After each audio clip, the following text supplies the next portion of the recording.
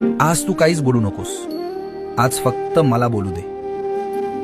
तुला वाटतंय ना की मी तुझ्याकडे दुर्लक्ष करतोय. तू हाका मारतोयस आणि मी डोळे मिटून बसलोय. तू म्हणतोस ना, स्वामी मी तुमचं काय वाकडं केलं, माझ्याच नशिबात हे का. बाळा, तुला ते संकट दिसतंय, पण त्या संकटात मी तुला वाचवण्यासाठी काय सोसलंय हे तुला कसं सांगू. तुझ्यावर येणारा तो घाव मी माझ्या हातावर झेललाय.